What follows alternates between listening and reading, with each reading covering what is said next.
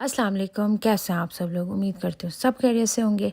अगर आपके घर में किसी की सालगिरह आने वाली है या फिर कोई खुशी का मौका है तो बस फिर अब आपने केक जो है वो बेकरी से नहीं लाना, बल्कि ये केक बनाकर आपने अपने घर वालों को सरप्राइज़ देना है। एंड ट्रस्ट मी, उन्हें यकीन ही नहीं आएगा कि ये केक आपने घर पे बनाया। ये इतना मज़े का बनेगा और इसको बनाने के लिए ना ही किसी बीटर की ज़रूरत पड़ेगी, ना चॉकलेट की, ना अवन की। तो आइए इसको स्टार्ट करते हैं।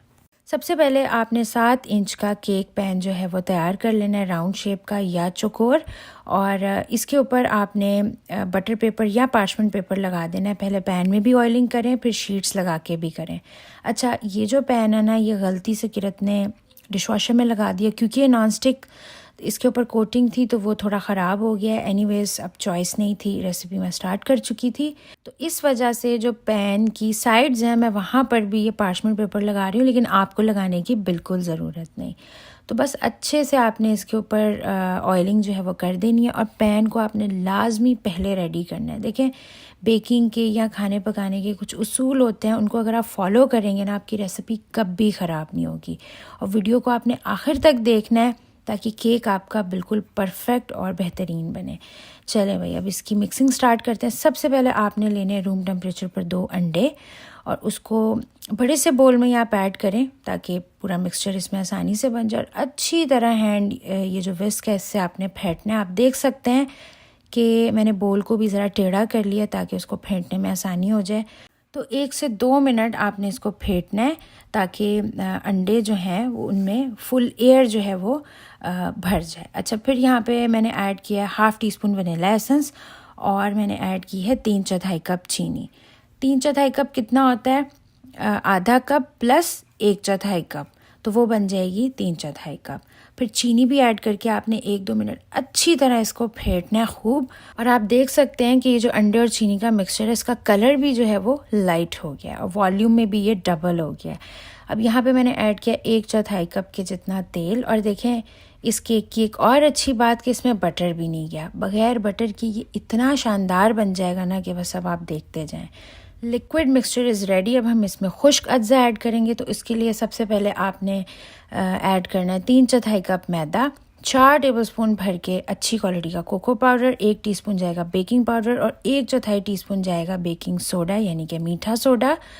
और मैदा भी वही सेम है कि आधा कप प्लस 4 टेबलस्पून बन जाएगा 3/4 कप।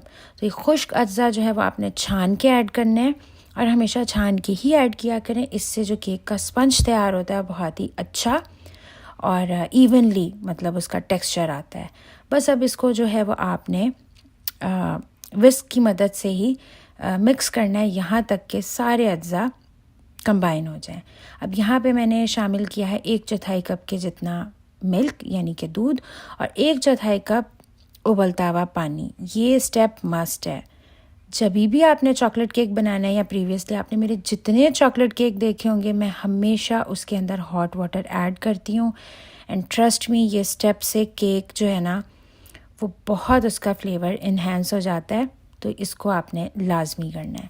और यहाँ पे मैं आप सब देखने वालों से रिक्वेस्ट करूँगी कि भाई अगर आपको मेरी रेसिपीज़ पसंद आती हैं तो बस जल्दी से सब्सक्राइब कर लें और मुझे कमेंट सेक्शन में ज़रूर आके बताइएगा कि आप इस वक्त इस रेसिपी को किस शहर से, किस मुल्क से वॉच कर रहे हैं।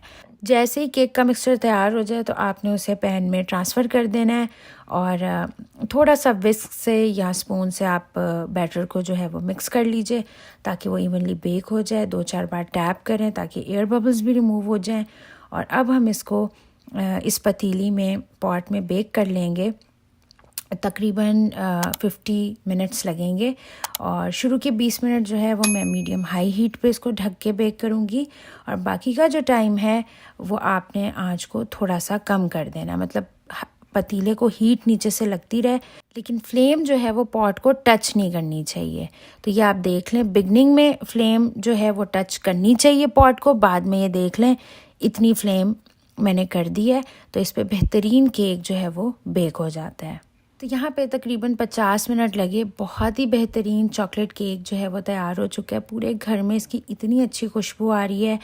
तो चलें इसे निकालते हैं, ठंडा करते हैं। मीनवाइल हम इसकी चॉकलेट फ्रॉस्टिंग, चॉकलेट गनाश कह लें, वो तैयार करेंगे, लेकिन बग़ैर चॉकलेट के। ये इतने मज़े की रेसिपी है ना, बस आप सेव कर लें। हर चॉकलेट केक पे आप इसको यूज़ कर सकते हैं। तो सबसे पहले पैन में आपने ऐड करनी है आधा कप चीनी और आधा कप ही कोको पाउडर। और कोको पाउडर को आपने छान कर ही ऐड करना है ताकि गुठलियाँ ना बने। लेकिन अगर गुठलियाँ बन भी जाएँ तो उसका जो हैक है या जो उसकी ट्रिक है वो मैं आपको बता दूंगी कि आपने फिर उसको ठीक कैसे करना है। तो परेशान तो आपको पता है होना ही नहीं, आपका फेवरेट चैनल है, मैं हर चीज़ का अल्टरनेट सहूलत आपको बता देती हूँ। अच्छा, अभी तक मैंने हीट ऑन नहीं की थी। अब यहाँ पे मेरे पास है 1 कप के जितना मिल्क, जो कि मैं आहिस्ता आहिस्ता ऐड कर रही हूँ। और क्योंकि साथ ही मैंने फ्लेम भी ऑन कर दी। और शुरू में आप फ्लेम को मीडियम हाई पे रखें, बाद में हम इसको थोड़ा लो पे कर देंगे। तो जैसे जैसे मिल्क गर्म होगा तो ये मिक्सचर भी स्मूथ होता चला जाएगा। तो यहाँ पे पूरा मिल्क 1 कप मैंने ऐड कर दिया। और यहाँ पे मैं शामिल कर रही हूँ 3 टीस्पून के जितना कॉर्नफ्लावर। अच्छा, मुझसे ना एक मिस्टेक हो गई। इट कुड हैपन, ज़ाहिर है मैं भी इंसान हूँ, ऐसी बात नहीं है कि मुझसे मिस्टेक नहीं होती। कॉर्नफ्लावर जो है ना डायरेक्ट ऐड ना कीजिएगा। उसे ना वही जो 1 कप मिल्क है उसमें से थोड़ा मिल्क निकाल के दूध में मिक्स करके ऐड कीजिएगा। अब उसकी वजह से यहाँ पे छोटी छोटी थोड़ी सी गुठलियाँ जो हैं वो मुझे नज़र आईं। तो मैंने फिर क्या किया कि ब्लेंडर चला दिया था।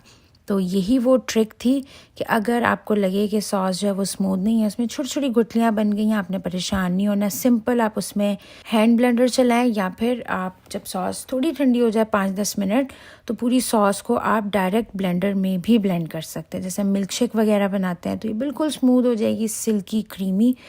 और आखिर में आपने शामिल करना है 1 टेबलस्पून बटर। मिक्स करें, चूल्हे से उतार लें। और ये जो चॉकलेट फ्रॉस्टिंग है इसको आप ठंडा होने के लिए छोड़ दीजिए।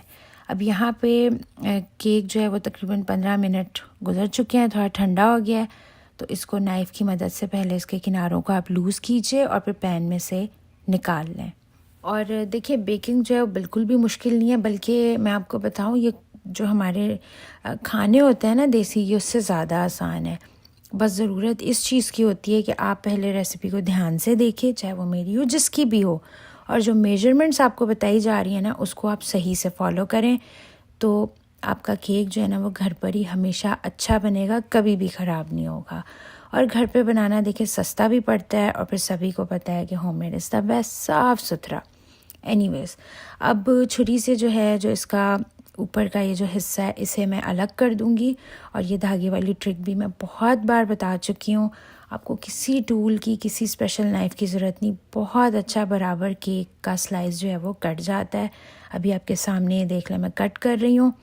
धागा जो है वो चलाएं और उसको इस तरह से आप खींचें तो बहुत ही बेहतरीन केक का स्लाइस जो है वो कट जाता है।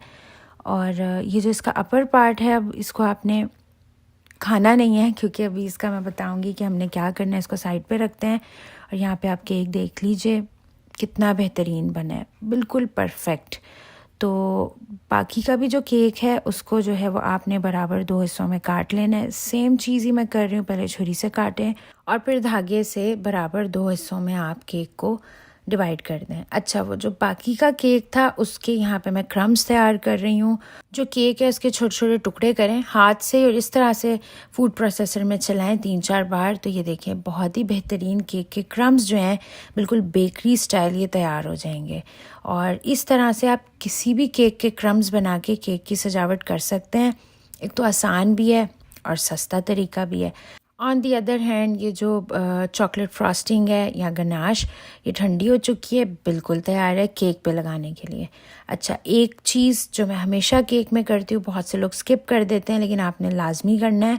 आपने लेना है 4 टेबलस्पून मिल्क गरम, और उसमें आपने 2 टेबलस्पून चीनी मिला के मिक्स कर लेना है। ये सिंपल, आप इसको शुगर, मिल्क, सिरप जो भी कहना चाहें, आप पानी के साथ भी बना सकते हैं, लेकिन मिल्क से बना लेंगे ना तो केक बहुत ही रिच और ज़्यादा मज़े का बनेगा। तो बस केक की जो पहली लेयर है उसके ऊपर 2 टेबलस्पून मिल्क जो है वो पूरा मैंने इस तरह से पोर किया है।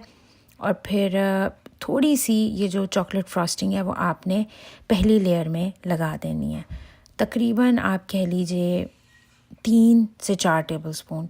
लेकिन ज़्यादा सॉस आपने होल्ड करनी है, वो हम केक के ऊपर ही ऐड करेंगे। फिर आपने केक की सेकंड लेयर जो है वो इस तरह से रखनी है। बाय द वे ये नीचे वाली साइड है जो मैंने ऊपर कर दी है। और फिर ये जो मिल्क सिरप है ये पूरा आपने बाकी का ऐड करना है। फिर एक प्लेट लें, उसके ऊपर कोई स्टैंड रखें और केक रख के आपने जितनी ये जो चॉकलेट फ्रॉस्टिंग हमने तैयार की थी पूरी आपने केक के ऊपर इस तरह से पोर कर देनी है। डोंट वरी, जितनी भी फ्रॉस्टिंग नीचे गिर रही है उसे आप गिरने दें, लेकिन जो पूरा केक है उसे कवर कर लीजिए जल्दी से, क्योंकि आहिस्ता आहिस्ता ये चॉकलेट ने सेट हो जाना है। और कुछ देर आप 5-6 मिनट, इवन 10 मिनट आप केक को छोड़ दें। और ये जितनी सॉस प्लेट में थी वो आपने दोबारा से उठा के केक के ऊपर ऐड कर देनी है। 5-10 मिनट दोबारा वेट करने के बाद केक को जो है वो आपने प्लेट या केक बोर्ड के ऊपर ट्रांसफ़र करना है। लेकिन उससे पहले आपने 4 शीटें लगा देनी है पार्चमेंट पेपर की चारों तरफ। वो किस लिए लगानी है अभी आपको खुद ही पता चल जाएगा। और इस तरह से बस एहतियात से यहाँ पे केक जो है वो आपने ट्रांसफ़र करना है। और जो हमने केक के क्रम्स तैयार किए थे वो आपने केक के चारों तरफ इस तरह से हाथ से, स्पून से, जैसे आपको आसानी हो, सिंपल सी चीज़ है वो आपने कर लेनी है। अच्छा, ये जो शीटें हमने लगाई थी ना वो अभी आप देखिएगा कि उससे आपको कितनी आसानी हो जाएगी। अगर आप चाहें तो पूरे केक को भी आप चॉकलेट के ये जो क्रम्स हैं इसमें आप कोट कर सकते हैं, लेकिन मैंने सेंटर वाली जगह खाली रखी है। और पूछें क्यों? आप यहाँ पे जिसकी सालगिरह है ना उसका नाम लिख सकते हैं, आप कोई मैसेज लिख सकते हैं, हैप्पी बर्थडे, जो भी मैसेज आप लिखना चाहें तो आप सेंटर वाली जगह को उस हिसाब से एम्प्टी भी रख सकते हैं। And I think it looks nice. आखिर में जो शीट्स थी उसे आप एहतियात से निकालिए and there you go, homemade chocolate cake without oven, without chocolate, without butter and without beater तैयार है। ये केक इस कदर मज़े का है कि आप इसे चाहें तो राइट अवे भी खा सकते हैं। ये इतना सॉफ्ट है ना, आपको वेट करने की भी ज़रूरत नहीं। फ्रेश बनाएं, फ्रेश खाएं। लेकिन चूंकि चॉकलेट केक जो है या ज़्यादातर जितने भी केक्स हैं और ठंडे ही अच्छे लगते हैं, तो मैंने इसको 4-5 घंटा फ्रिज में रख दिया था ताकि ये अच्छी तरह सेट हो जाए। और अब यहाँ पे आपके सामने जो है उसका मैं एक स्लाइस कट कर रही हूँ और आप इसका रिज़ल्ट देखिए। और अगर आपने मुझे अभी तक इंस्टाग्राम पे फॉलो नहीं किया, अभी कर लें। यूज़र नेम है हुमा इन द किचन, और वहाँ पर तो मैं डेली कुछ ना कुछ यूज़फुल टिप्स और चीज़ें जो है वो शेयर करती रहती हूँ।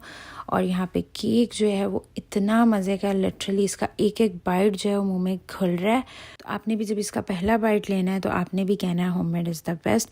तो ये थी आज की रेसिपी। आई होप अच्छी लगी होगी, लाजमी ट्राई करनी है और फिर मुझे बताना है कि आपको कैसी लगी। अपना बहुत सारा ख्याल रखें, मुझे दुआ में याद रखें। अल्लाह हाफ़िज़।